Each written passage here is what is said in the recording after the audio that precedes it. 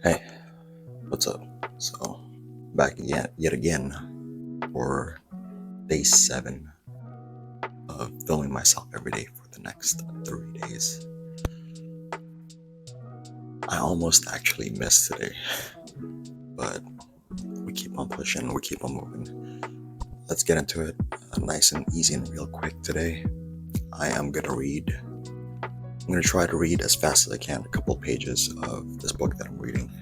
It's called The Alchemist by Paulo Coelho, and it talks about this kid that goes through a myriad of experiences, and he encounters a bunch of people essentially that changes his perspective along the way.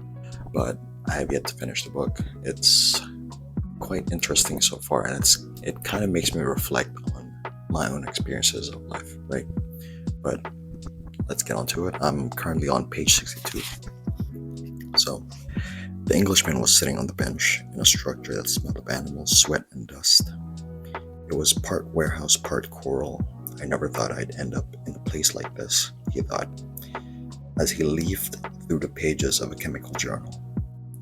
10 years at the university, and here I am in a coral. But he had to move on. He believed in omens. All his life and all his studies were aimed at finding the one true language of the universe. First he had studied Esperanto, then the world's religions, and now it was alchemy. He knew how to speak Esperanto, he understood all the major religions as well, but he wasn't yet an alchemist. He had unraveled the truths behind important questions, but his studies had taken him to a point beyond which he could not seem to go. He had tried in vain to establish a relationship with an alchemist, but the alchemists were strange people who thought only about themselves and almost always refused to help him. Who knows? Maybe they had failed to discover the secret of the masterwork, the philosopher's stone. The fuck? Is this kind of some Harry Potter type shit? Okay, anyways. And for this reason, kept their knowledge to themselves. He had already spent much of the fortune left to him by his father, fruitlessly seeking the philosopher's stone. He had spent enormous amounts of time at the great libraries of the world and had purchased all the rarest and most important volumes of alchemy. In one, he had read that many years ago a famous Arabian alchemist had visited Europe. It was said that he was more than 200 years old and that he had discovered the philosopher's stone and the elixir of life. The Englishman had been profoundly impressed by the story, but he would never have thought it more than just a myth had not a friend of his, returning from an archaeological expedition in the desert, told him about an Arab that was possessed of exceptional powers. Okay, so it kind of seems as though this.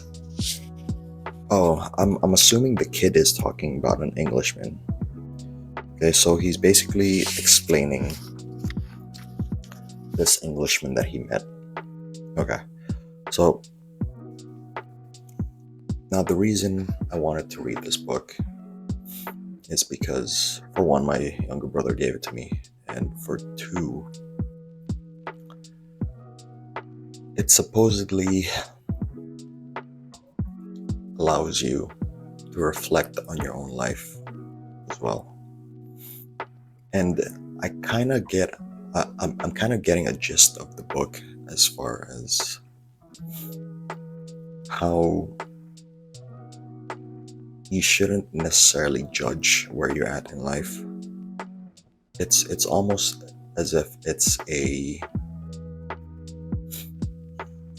granted it's probably a fictional book, but it almost kind of makes the reader reflect and analyze their own life, because it talks about the kid finding their purpose, right? It talks about how the different people that the kid encounters changes the kid's perspective, and it influences him in such a way that it not only expands his knowledge of the world around him, but also allows him to appreciate how far he's come, right?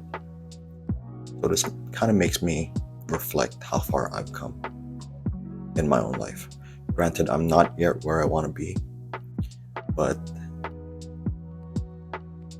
in essence, I'm almost grateful that I've gone through the experiences that I've gone through, right? And that being said, it kind of makes me, it almost like lights a fire under my ass to double down on my purpose. And having a purpose, that sounds like such a big word, but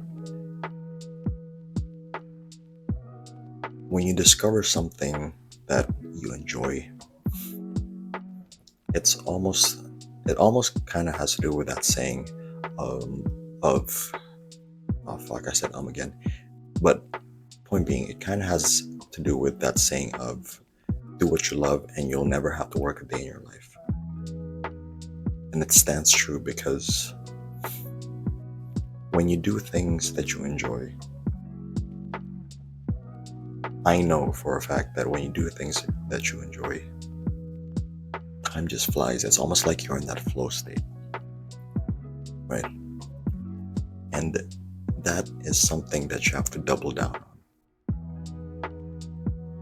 And it's something that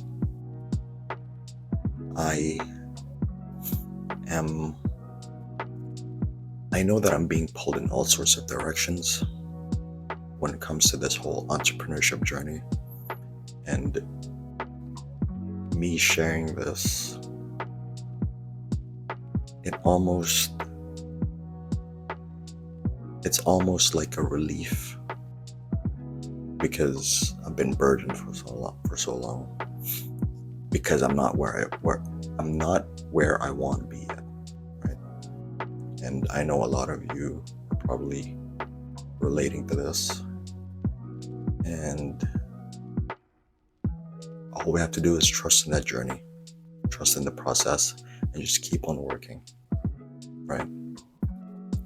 With that said, I will leave you guys with 3 things, right? Maybe it'll help you, maybe it'll not, but this is what you can do, right? Create a vision board where you can visualize your goals and aspirations, right? Number 2 would be setting long-term goals. And these goals align with your purpose and your values. Okay? And the third and most important thing in this whole entrepreneurship journey, I think it's to stay flexible, right?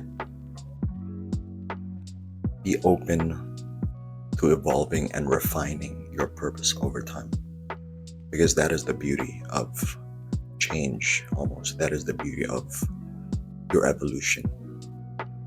Okay? I'll see you all tomorrow.